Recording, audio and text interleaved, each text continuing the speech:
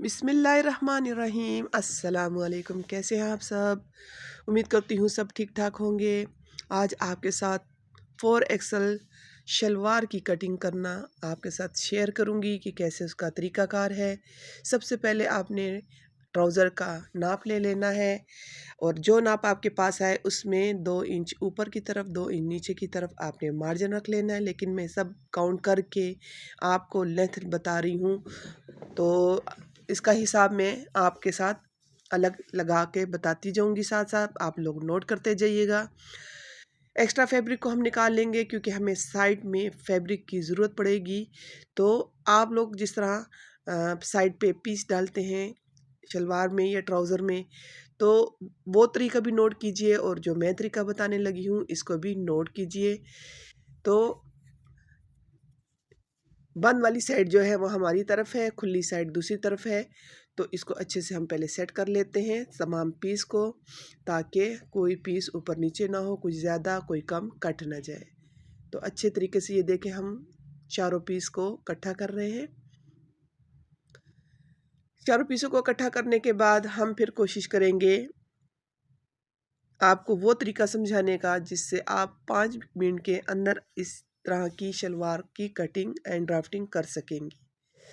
अब वो जो पीस हमने साइड से निकाला था उसको हम लंबाई में लेंगे, चौड़ाई में हमने नहीं लेना। जो लंबाई वाला उसका हिस्सा होगा उसको अच्छे से हम सेट करेंगे। सेट करने के बाद इसे फिर बिल्कुल सीधा करेंगे।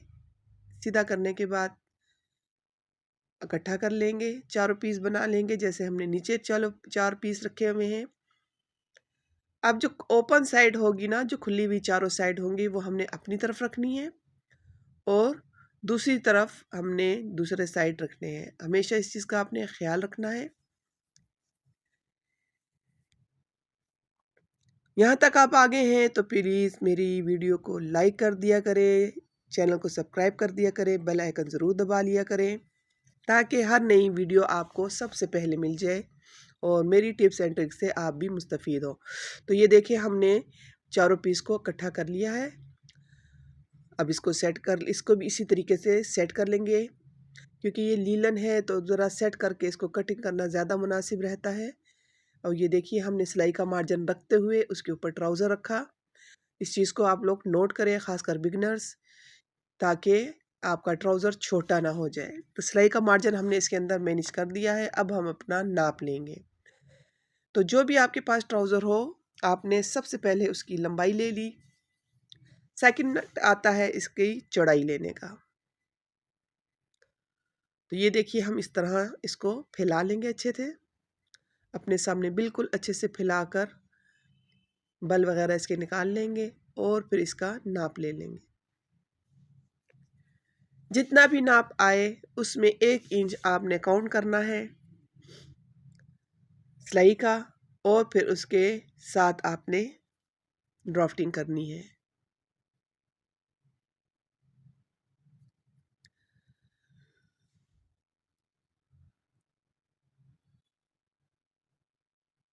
तो मेरे पास आ रहा है 21, तो 1 इंच इसमें मैं रख कर 22 का हम निशान लगा लेंगे। ये देखिए, एक्स्ट्रा भी अगर फैब्रिक हो तो प्लीज़ लगा लीजिएगा क्योंकि कपड़ा बाज़ औक़ात छिसने लगता है। और हेल्दी लेडीज़ के लिए जितना भी खुला ट्राउज़र हो वो उसमें अच्छा फ़ील करते हैं। 2 इंच का निशान ऊपर की तरफ लगा लेंगे, नेफ़े का मार्जिन। अब इसको हम एक लाइन ड्रा कर लेते हैं।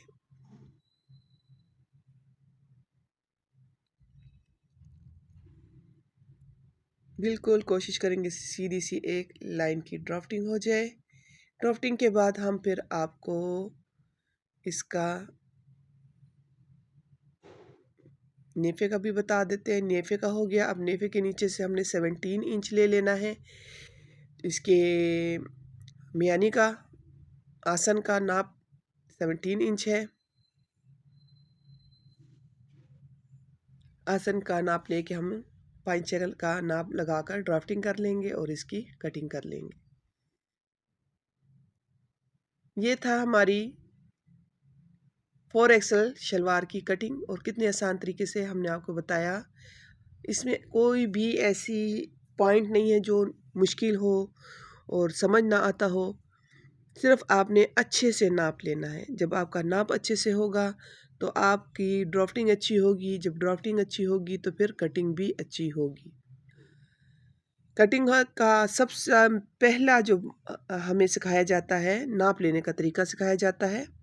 अगर आपसे कोई कहता है कि आपने उसमें शलवार में लंबाई थोड़ी ज़्यादा रखनी है 1-2 इंच, तो उसको अलग से काउंट करेंगे। यानी हमारी शलवार का नाप 39 है, तो 1 इंच अगर वो आपको कहेगा तो आपने 1 इंच काउंट करके लंबाई 40 रखनी है और फिर नेफे का और पांचे का नाप अलग से रखना है। ये ना हो कि आप उसको अलग से काउंट करें कटिंग के बाद, तो फिर कोई फ़ायदा नहीं। तो हमेशा इस पॉइंट को नोट कीजिए कि आपने जब भी इसको नाप लेना है, लंबाई चौड़ाई कम ज़्यादा करने को ज़हन में रखते हुए आपने ड्राफ्टिंग करनी है। फिर एक्स्ट्रा फैब्रिक आपने नीचे से पांचे का और ऊपर, यानी टोटल जो होता है हम 5 इंच इजाफी लेते हैं। जो नाप होता है ना, मतलब आपके पास नाप है अब 37, तो आपने इजाफी लेना है उसमें, तो आप 5 को उसमें काउंट कर लेंगे और आपके पास मुकम्मल नाप आ जाएगा। इसी तरह 38 है, 37 है, 36 है, जिसका भी जो नाप होगा उसमें आपने 5 इंच काउंट करना होगा। तभी आपकी परफेक्ट ट्राउज़र या शलवार की कटिंग होगी। तो उम्मीद करती हूँ आपको मेरी बात अच्छे से समझ आ गई होगी और आप भी इसी तरह कोशिश करेंगे इसको कटिंग करने की, बगैर किसी परेशानी के, बगैर किसी झिझक के। तो आज की हमारी ये वीडियो थी 4XL शलवार की, क्योंकि बहुत सारी जो बड़ी उम्र की ख़वातीन होती हैं वो खुला लिबास पहनना पसंद करती हैं, तंग लिबास उन्हें सूट नहीं करता, तो उनके लिए इस तरह की शलवारें काटी जाती हैं। ट्राउज़र वो नहीं पहनती, तो उनके लिए ये शलवार इस्तेमाल की जाती है। उनको इसमें कंफर्टेबल महसूस होता है और मतलब अच्छा महसूस होता है। हर इंसान की अपनी पसंद होती है और उसी को हमने फ़ॉलो करना होता है। तो ये तरीका आज मैं बड़े सोच कर और ढूंढ कर, ध्यान लगाकर आपके लिए लेके आई, ताकि अगर आपके घर में ख़वातीन अगर इस तरह पहनती हैं शलवार कमीज़ और वो खुला भी पहनती हैं, तो फिर आपको ये ट्रिक इस्तेमाल करनी चाहिए। अक्सर औक़ात चौड़ाई में कपड़ा कम हो जाता है, जिसकी वजह से शलवार में तंगी पेश आती है। तो ये फ़ॉर्मूला इस्तेमाल करने से इंशाअल्लाह आपकी शलवार में ना कभी तंगी आएगी, ना फैब्रिक कम पड़ेगा। बस सिर्फ़ सेंस लगानी पड़ेगी, आपको दिमाग लगाना पड़ेगा और फिर आप इसको जब समझ लेंगी ना, तो बग़ैर नाप के भी आप अच्छे से काम कर सकेंगी, बग़ैर उसके भी। सलवार का नाप लिया, चौड़ाई ली और बस इसका ड्राफ्टिंग करके कटिंग कर दी। अब इसमें जितने भी पीस अलग करने होते हैं उसको भी हम अलग कर लेंगे, क्योंकि इसके पीस अगर अलग ना हुए और सिलाई के वक़्त फिर आपको टेंशन होगी, इसलिए पहले से पीसों को अलग कर लिया करें। ये वाले पीस लाज़मी अलग करने पड़ते हैं, तभी ये 2 पीस बन जाते हैं। तो ये था आज की हमारी वीडियो और ज़रूर शेयर कीजिएगा अपने फ्रेंड्स के साथ जिनके घर में हेल्दी लेडीज़ हैं या सीनियर हैं जो खुले लिबास पहनती हैं, जिनको कोई प्रॉब्लम पेश आती है इस तरह के लिबास तंग पहनने से, तो उनसे ज़रूर शेयर कीजिएगा और बताइएगा कि बहुत ही आसान तरीके से इसकी कटिंग होती है एंड स्टिचिंग भी होती है। तो इंशाल्लाह स्टिचिंग भी दिखाऊंगी इसकी आपको। तो मिलते हैं फिर इंशाअल्लाह नेक्स्ट वीडियो में और बहुत जल्द मिलेंगे। दुआ में याद रखिएगा। अल्लाह हाफिज़।